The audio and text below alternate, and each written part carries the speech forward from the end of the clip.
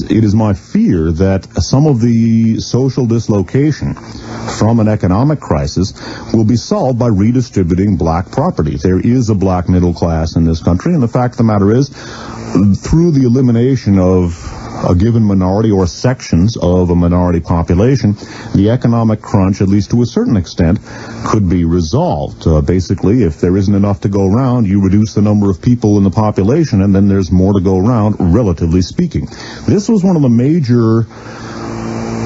Well, it was one of the major elements of the final solution to the Jewish problem, Hitler's liquidation of the Jews, and in general, the Nazi terror made things more economically comfortable for those people who were left after the killing was done. There's an excellent documentary called The Sorrow and the Pity, done by a French documentary filmmaker called Marcel Ophuls, and this deals with France under the Nazi occupation, and in particular with the issue of collaboration. One of the points that's made in that film, and it's an excellent film, well worth seeing, is that many Gentile professionals turned in their Jewish compatriots specifically so they could take over their clientele. If you had a Gentile, a non-Jew, who was a dentist or a doctor or a lawyer, he would turn in his Jewish compatriots, and then he would take their clients and make more money. And it really became a very cynical process in certain respects. And again, if this sounds a little extreme to you, we're going to go into some archive shows here, and we're going to take a look at some of the plans or the contingency plans that have been developed in this country. We're going to take a look at an ominous document called the King Alfred Plan, supposedly fictional, but if it's fiction, then this is all fiction, folks, the world meaning, because the King Alfred Plan appears to be real, or appears to have been a real contingency plan. My own feeling is that King Alfred was drawn up by a private right-wing group somewhere in the 1960s, and as the right wing in this country, as the California Rights, the John Birch Society elements et al. Moved into power, and they moved into power with Ronald Reagan. They were moving in before that. Basically, what had been private right-wing doctrine became official government policy. And I think one need not look very long in America to figure out that has, in fact, happened. But again, I think the analogy between the war on drugs and a creeping Rex 84 or a creeping King Alfred is something we should bear in mind. And the dire economic warning signs, I shouldn't say they're on the horizon. I wish they were on the horizon. They're a lot closer than that.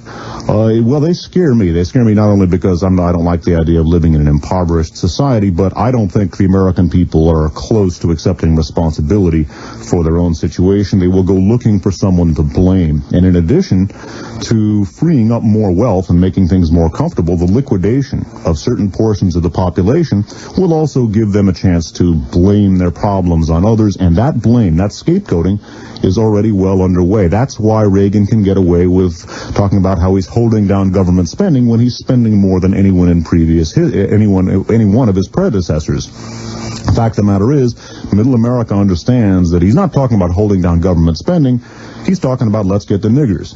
And it was well understood. The meaning of the Willie Horton ploy in the 1988 campaign should not be underestimated, and it should not be mistaken. And again, with the control of the news media here, the compulsive preoccupation of the news media with the sort of job that I enumerated earlier will play a role. Now, there was a propaganda film made in the Third Reich called Hitler Has Built a City for the Jews, and it basically showed some nice conditions where the Jews that Jews were supposedly living in, and these nice conditions basically were non-existent. In fact, this was a propaganda film. Some nice conditions, some nice barracks and showers were set up. Jews were shown showering and eating in a very nice mess hall. And then they were taken out and gassed, and the film was shown in German theaters, and people were reassured that, yep, it's real great the way those Jews have been relocated. They don't have to live in those dirty ghettos anymore. Isn't Uncle Addie a real nice guy? In the event of an economic collapse, you may see people being relocated from inner cities, and I guess you could say you will see propaganda films that Bush or Bennett has built a city for the black kids from drug-infested areas. And again, I hope I'm wrong about this. I sure hope I'm wrong. I pray I'm wrong. But I don't think we can afford to take the chance and just trust our fate to, trust our well-being to arbitrary fate. We're going to have to get busy, and I think we're going to have to get busy very soon. It's time now for a discussion of the Rex 84 martial law contingency plan. We talked about that last week. We focused on that heavily in the broadcast this evening. Also bear in mind the information, both the live talk with Ed Connolly, also his very fine article from the San Francisco Bay Guardian. And again, that is available from archives on audio. So, by the way, is Radio Free America 32, if for some reason you're not able to tape it. Now, we're going to go into a discussion of the Rex 84 martial law contingency plan, also the King Alfred plan. And hopefully the information will be self-explanatory. We're going to listen to a little over an hour's worth of material. And by the way, the first voice you will hear here is that of my very charming and capable former co-host, Nip Tuck. The first article, detailing in some depth the plan that Dave just alluded to, is from the San Jose Mercury News for July 5th, 1987. The article is headed North and the Secret Government, subheaded Martial Law Plan Among Work of Reagan Advisors. The article is by Alfonso Ciardi, who's been doing excellent work, one of the few mainstream journalists who's been really putting out the good stuff on the Iran-Contra scandal. Alfonso Ciardi, who writes for the Miami Herald, but this is through the Mercury News Washington Bureau. Dateline, Washington. Marine Lieutenant Colonel Oliver North helped draft a plan in 1984 to impose martial law in the United States in event of an emergency, inspiring a sharp protest by then Attorney General William French Smith, according to government officials. The secret plan called for the suspension of the Constitution, turning control of the government over to the Federal Emergency Management Agency, appointment of military commanders to run state and local governments, and the declaration of martial law in the event of such a crisis as nuclear war, violent and widespread internal dissent, or national opposition to a U.S. military invasion abroad. North's involvement in a proposal to radically alter American government by executive order in a time of crisis is evidence that he was involved in a wide range of secret activities, foreign and domestic, far beyond the Iran-Contra affair, according to officials.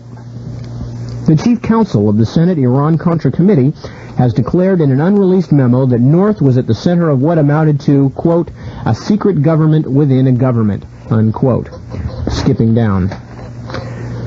The contingency plan was being written as part of an executive order or legislative package that Reagan would sign and hold within the National Security Council until such time as a severe crisis arose, administration officials said. It is not known whether Reagan signed the plan. Investigators now believe that from 1983 to 1986, North's office in the old Executive Office Building, adjacent to the White House, was the heart of an informal secret structure involved in far more than the sale of arms to Iran and the funding of the undercover war in Nicaragua. North's influence within that secret structure was so great, the sources said, that he was able to have the orbits of sophisticated surveillance satellites altered to follow Soviet ships around the world, call for the launching of high-flying spy aircraft on secret missions over Cuba and Nicaragua, and become involved in sensitive domestic activities.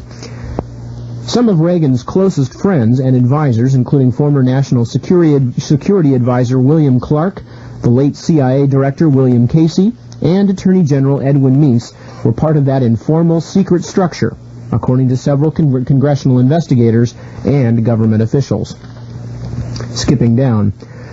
But according to the sources, the administration's propensity for secret activities may have had its beginnings in an October 1980 decision by Casey, then Reagan's campaign manager, to create a so-called October Surprise Group to monitor President Jimmy Carter's feverish negotiations with Iran for the release of 52 American hostages. The group, led by campaign foreign policy advisor Richard Allen, was founded out of concern that Carter might pull off an October surprise, such as a last-minute deal for release of the hostages before the November 4th election. One of the group's first acts was a meeting with a man who claimed to represent Iran and who offered to release the hostages to Reagan. Allen and another campaign aide, Lawrence Silberman, in April told the Miami Herald of the meeting and said that McFarlane, then a Senate Armed Services Committee aide, arranged and attended it. McFarlane later became Reagan's national security advisor, and in 1986 played a key role in the Iran-Contra affair. Allen and Silberman said the offer, which they said they rejected, was aimed at ensuring Reagan's victory.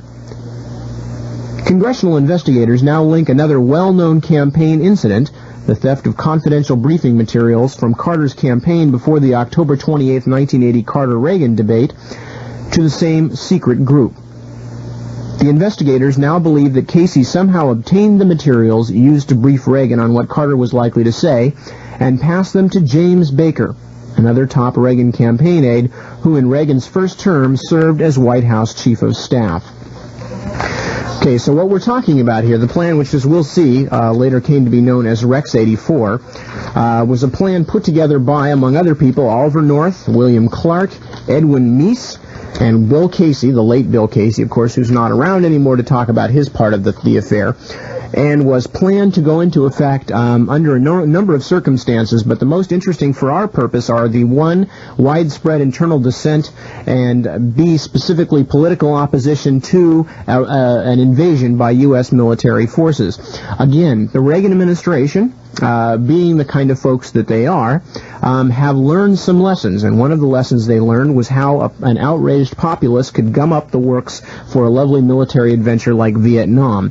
And the Reagan administration, if they were going to go to war with Nicaragua, was not going to have to put up with such irritations as dissent at home and the free expression of political opposition.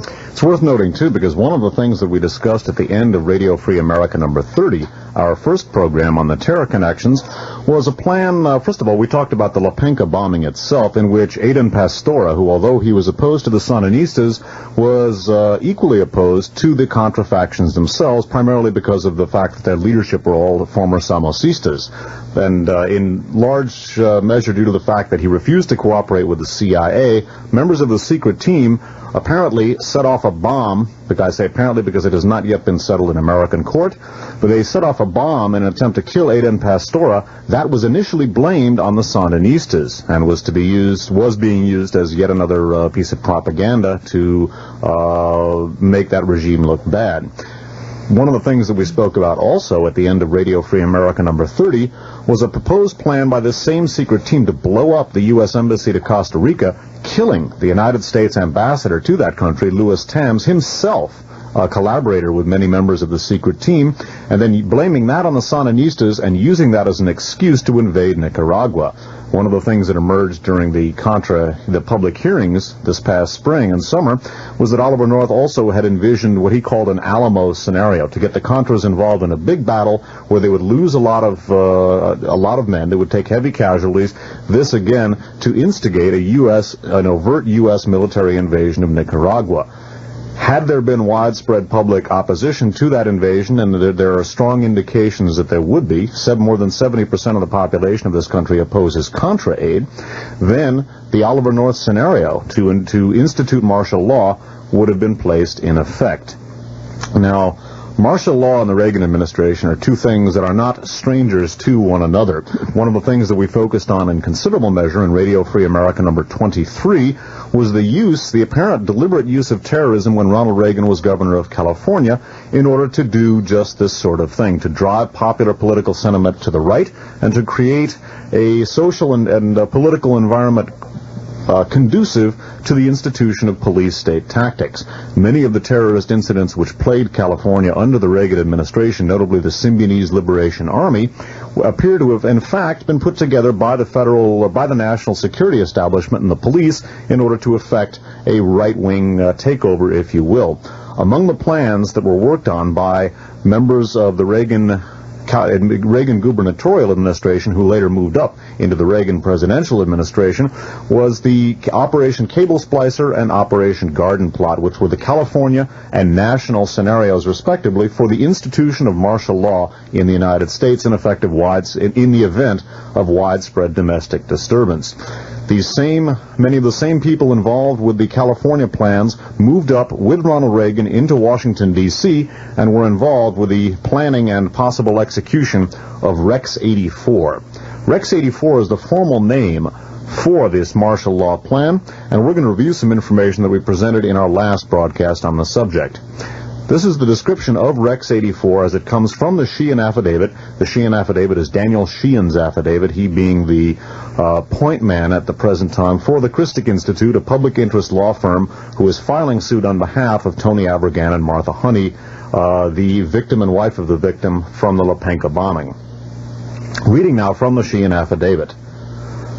At the end of March of 1984, I communicated to sources number 4, 5, and 6, and 7, the information communicated to me earlier in March by Protestant minister source number 1, and I asked them to ascertain for me the source of this accusation that the Catholic Church participants in the sanctuary movement were somehow involved in smuggling into the United States known communist terrorists, unquote, who planned to form themselves once inside the United States into military cadres to undertake the launching of military assaults against U.S. military installations, domestic communication centers, and domestic water resource systems in the event that President Reagan deemed it necessary to initiate direct military action by U.S. forces in Central America, either in El Salvador or in Nicaragua.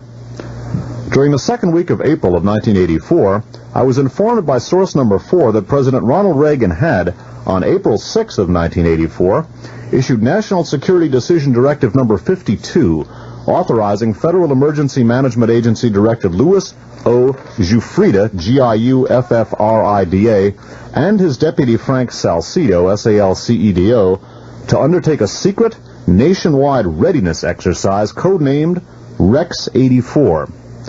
This exercise was to test the readiness, unquote, of the Federal Emergency Management Agency to exercise civilian supervisory authority over Defense Department personnel, the personnel of all 50 state National Guard units, and numerous state-based State Defense Force units, which were to be established at the behest of FEMA by state legislative enactments, in the event that President Reagan chose to declare a, quote, a state of domestic national emergency concurrent with the launching of a direct United States military operation into Central America. This military operation was to be codenamed Operation Night Train. According to source number 4, the mission of the FEMA operation to be tested pursuant to this Rex 84 readiness exercise was twofold.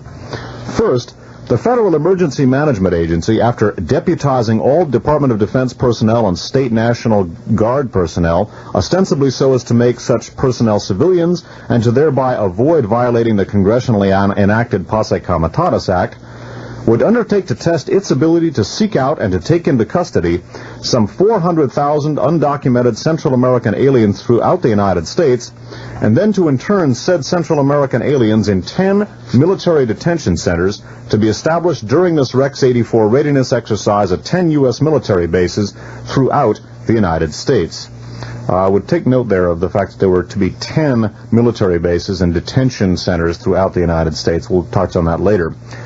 These documented Central American aliens were to be held at these detention centers during any real such presidentially deemed state of domestic national emergency without the right of habeas corpus until President Reagan declared the state of national emergency to be at an end. This second mission of the FEMA operation to be tested pursuant to this Rex 84 readiness exercise was the distribution by FEMA from U.S. military bases under the supervision of the United States Department of Defense through the State National Guard units down into the hands of the civilian, state legislature-created state defense forces of hundreds of tons of small arms and ammunition, ostensibly to be used by their civilian law enforcement deputies to enforce domestic laws during the pending of the presidentially declared state of national emergency. Continuing a little further down in the Sheehan Affidavit. During the third week of April of 1984, source number 7 obtained for me an introduction to source 8, a member of the legal division of the Federal Emergency Management Agency, the office headed up by FEMA General Counsel George Delt. Source 8, who was known by Source 7 to be an honest and trustworthy source of information based upon Source 7's direct experience with him, was shocked that I had such accurate information concerning the content of Presidential National Security Decision Directive number 52. But he expressly confirmed the accuracy of the intelligence report given to me by Source 4 concerning the twofold mission of Rex 84. Source 8 expressed directly to me a high degree of fear and anxiety about the legality of what was being planned by FEMA General Counsel George Jett, FEMA Director Louis O. Giuffrida, and FEMA Deputy Director Frank Salcedo. Source 8 reported to me that he had never before seen inside FEMA such an intense level of security concerning any program. Source 8 reported to me that FEMA General Counsel George Jett had ordered the installation of a special metal security door into the hallway on the 5th floor of the FEMA building in Washington, D.C., behind which door all of the planning for Rex 84 was being conducted. Indeed, Source 8 reported to me that even long-standing employees of the Civil Defense Division of the Federal Executive Department, possessing the highest possible security clearances, were not being allowed through the newly installed metal security door on the 5th floor of the FEMA building to have access to the planning of Rex 84. Source 8 reported that only FEMA Director Louis O. Giuffrida, his Deputy Director Frank Salcedo, FEMA General Counsel George Jett, spelled J-E-T-T, and a few other men whom Source 8 noticed all wore a small red Christian cross or crucifix pin on the lapel of their suits, were even allowed through the metal security doors on the 5th floor of the FEMA building to have access to Rex 84. Through a source number 9, I was able to obtain a series of federal documents from inside FEMA, which tended to confirm the above-reported description of the FEMA activities reported to me during April of 1984. In early May of 1984, I was supplied by source number 4 with a number of documents describing in some detail a project supervised by then Special Assistant California State Attorney General Edwin Meese, codenamed Project Cable Splicer. This project, undertaken by Edwin Meese under the direction of then California Governor Ronald Reagan, took then California Organized Crime Training Institute Commandant Louis O. Giuffrida from his post in San Luis Obispo and made him the commanding general of the California State National Guard. At the California Organized Crime Training Institute, Commandant Louis Giuffrida had been the instructor in civil disorder control. As commanding general of the California State National Guard, Louis Giuffrida coordinated Project Cable Splicer for Special Assistant Attorney General Edwin Meese and Governor Ronald Reagan. Project Cable Splicer was a special war games readiness exercise pursuant to which Governor Reagan, Special Assistant Attorney General Edwin Meese, and California State National Guard Commander Giuffrida could, together, establish an effective state of statewide martial law, quote, in the event that forces of radical black nationalism joined forces inside the state of California with the anti-Vietnam forces to challenge the established authority of the state, unquote. Project Cable Splicer was part of a larger program codenamed Operation Garden Plot, which was a nationwide war game scenario prepared by then-President Richard M. Nixon and his Attorney General John Mitchell, designed to establish a nationwide state of martial law if Richard Nixon's political enemies required him to declare a state of national emergency. And in a section called State Defense Forces and a Guns for Contra Scam, Sheehan continues, in mid-May of 1984, I was informed by source number 10, who is a professional journalist in New Orleans, Louisiana, that he had learned that the state legislatures of Louisiana, Alabama, and Texas had sometime around April 1984 or May of 1984 each passed legislation establishing units known as State Defense Forces, unquote. Source number 10 informed me that he was extremely concerned about this because the only people in Louisiana, Alabama, or Texas who seemed to have heard of the passage of these statutes and who were therefore signing up to join these state defense forces were ultra-right-wing paramilitary survivalist types or soldiers of fortune types who were being advised to sign up for these state defense force units at weekend survivalist training centers or ultra-right war game schools. Source number 10 informed me that this concern on his part had caused him to undertake an investigation to ascertain what was going on regarding the state defense force units in Alabama, Louisiana, and Texas. Source number 10 informed me that he had discovered that a group of men in Texas who had all signed up for the Texas units had been expelled by the Texas National Guard for being too radically right-wing. This investigation led him to a Louisiana State National Guard colonel, source number 11. Source number 10 informed me that this Louisiana State National Guard colonel had informed source number 10 that the State Defense Force unit in Louisiana was, in the near future, this being in May of 1984, going to be receiving a large quantity of small arms and ammunition in some kind of war game activity supervised by the federal government, but that the State Defense Force in Louisiana was only going to have to give back half of the arms and ammunition received in the war games. The half which were left with them were going to be smuggled out of the country to the Contras in Central America. Well, that, in a nutshell, is this Rex 84 readiness exercise, the martial law plan that was being readied by this administration. There are a number of chilling things about it. Simply the picture of men with a small red crucifix pin in their lapel, huddling together under circumstances so clandestine that not even the other members of the Federal Emergency Management Agency were permitted to be privy to their secrets, is chilling enough. The thought of taking Ku Klux Klansmen, Nazis, and types of that type, individuals of that type, and deputizing them, having them act in an official capacity as agents of the U.S. government, is chilling enough. It would be less chilling if it were not something which unfortunately had an all too clear precedent in the American past. One of the things we spoke about in our 4-part series about the evolution of the American far right, which we called the Aryan nations, was in fact what we call the establishment of de facto Freikorps units in the United States, that we examined Ku Klux Klan and Nazi elements in this country in the past as operating as federal intelligence agents and police agents, and we speculated basically that many of the ultra right-wing groups, such as elements of the Klan, the Nazi Party, the John Birch Society, were in fact operating as a Freikorps, as an underground extension of the U.S. national security establishment, in much the way that the organized murder gangs of the German army in the early 20s systematically eliminated the democratic leadership of Germany, paving the way for Hitler's rise to power.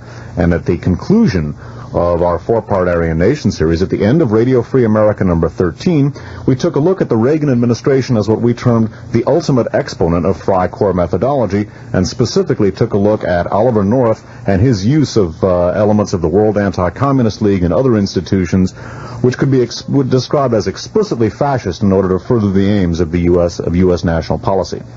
Indeed, and speaking a little bit more of Oliver North and his particular foreign policy aims and the aims of those like him, a well-written piece by Alexander Coburn appeared in These Times for July 22nd, 1987. This particular article was provided to us by Mae Brussel. The article is titled Homegrown Fascist. I believe it also appeared in some other publications, notably The Nation. Homegrown Fascist, Alexander Coburn.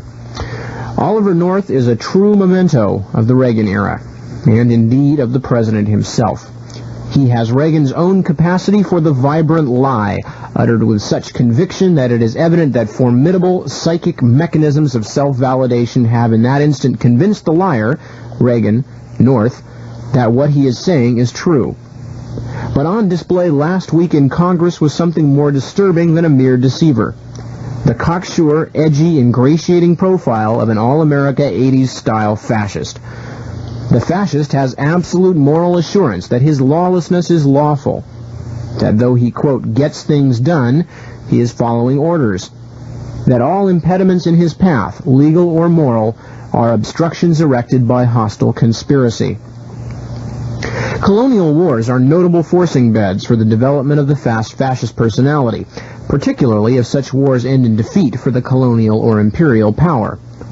France's defeats in Vietnam and Algeria enriched the already muscular tradition of Gallic fascism, and, in a different idiom, the U.S. defeat in Vietnam produced a crop of officers brooding on the, quote, stab in the back by effete civilians at home.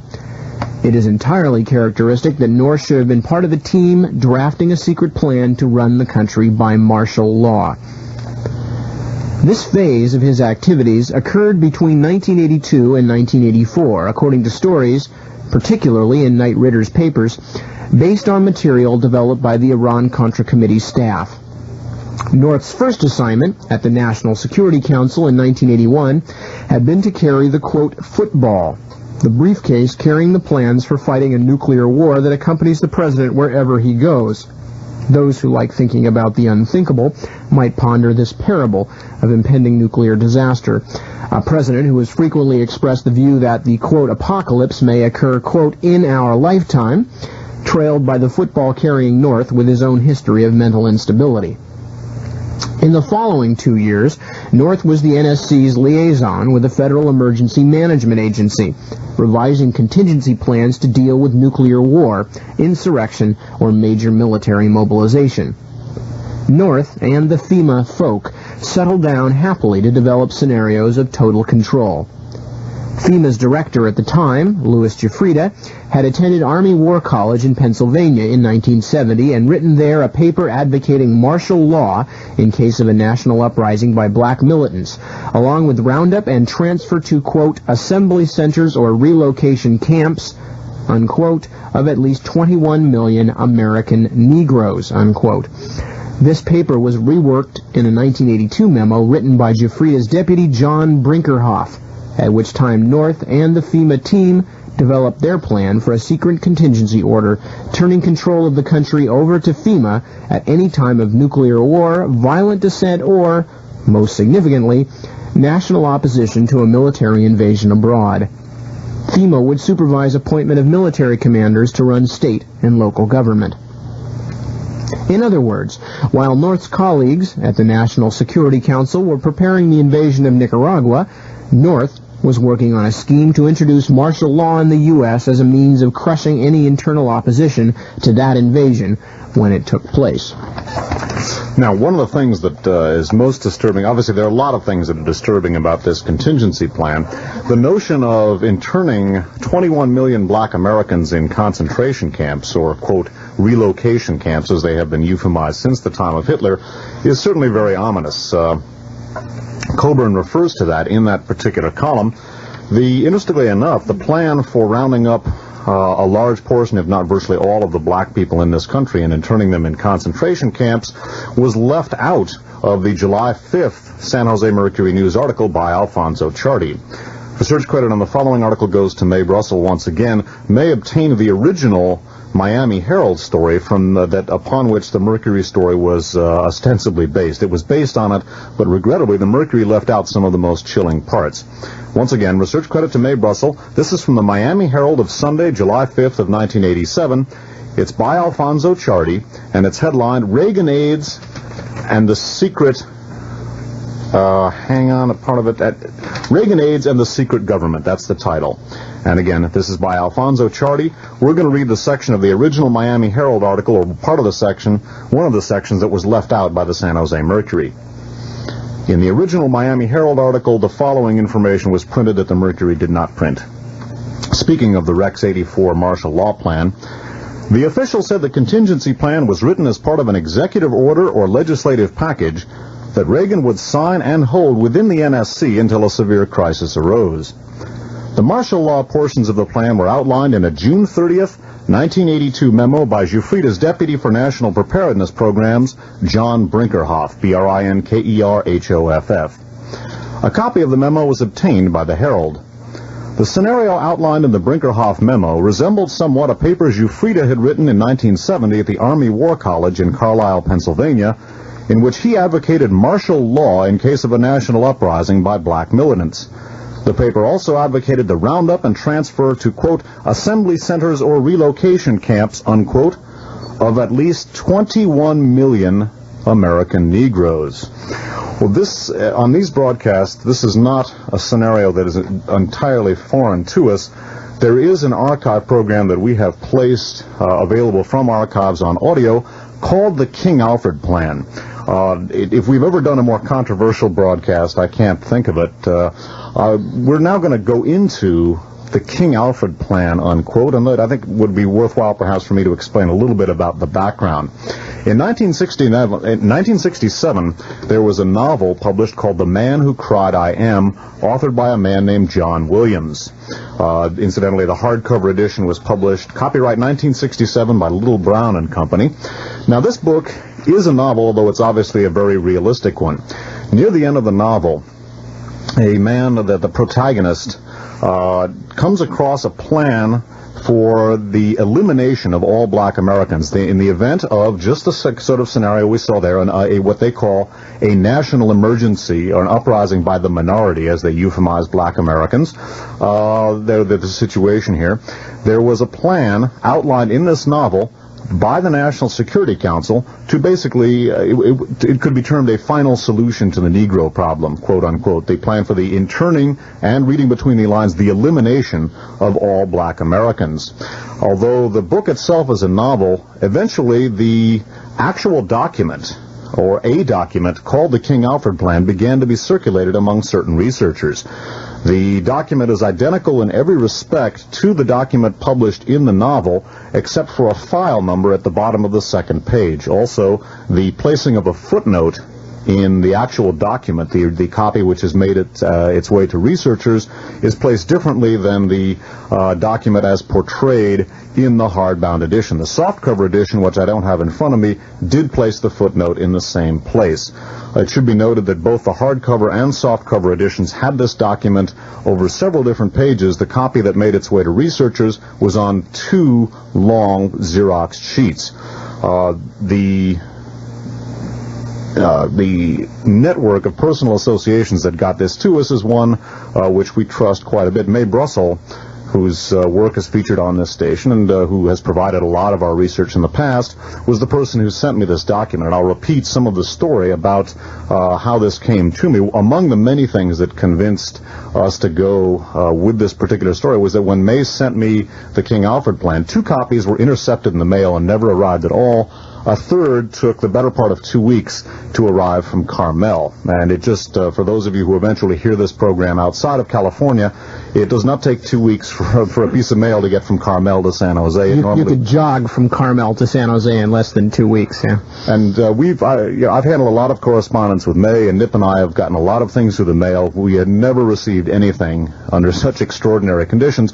Plus, Mae knew the person who provided her with this document very, very well, and the person assured her that, in fact, the King Alfred Plan was a real scenario. This was an actual copy of the document which John Williams put in his novel because the publisher would not allow him to say that this was a real document. Many researchers have taken us to task since for having, quote, been gullible, unquote. It should be noted that this is a real document. It is within the realm of possibility, and we acknowledge that this could be some sort of clever forgery issued by someone for whatever reason. However, the document itself appears to be real. I personally think that this is, in fact, the King Alfred Plan, that is in fact a real, the actual national security contingency plan for the elimination of black Americans. It should be noted later that after we put the King Alfred Plan archive show on file, one of our listeners on the East Coast, who's a computer whiz, obtained from a data bank an interesting document which would indicate, in fact, that the King Alfred Plan is, as it has been represented to us, and as Mae's confidant maintained it was, an actual copy of the National Security Contingency Plan. We're then going to read you this document, and then we're going to ruminate about Rex 84 in light of the King Alfred Plan. The document obtained, not the King Alfred Plan itself, but the seemingly correlative document, is something that came out under the masthead of the Department of Rehabilitation and Correction for the state of Ohio. And it's publications not to be permitted in the institutions list for the Department of Corrections. You might want to read them the actual case. This is pursuant to a law case. Just read them the case in the appendix for people who, that might be how it's referenced in the data bank. Okay. It's the case is Taylor versus Perini, P-R-I-N-I, Taylor spelled T-A-Y-L-O-R. Taylor versus Perini, cite as 413F supplemental, I guess, SUPP period 189, dated 1976, Appendix E. And it's a document, Department of Rehabilitation's Corrections document, and it's headed Publications Not to be Permitted in the Institutions. And you go down, and it's got a lot of things like a swinging publication called The Dawn of Aquarius, and Black Dragon Fighting Society, and all kinds of gay magazines, and martial arts things, and things of that sort, and some political things, Inez Garcia Defense Committee, a few other things like that. And then right down there, number 29, it says King Alfred - National Security Council. Now, of course, this could just mean that the same document that we obtained is been floating around in the prison system, and that that still doesn't make it true, but it certainly means that it exists. It's not something that's been cobbled together to be sent just to researchers. It's around. It exists. The Department of Rehabilitation and Corrections is somewhat understandably concerned that prisoners in Ohio at least don't get their hands on it, sitting there in prison all day with nothing to think about except the fact that what the government might have in mind for them. So, again, that is a citation of it under the masthead of the Ohio Department of Corrections.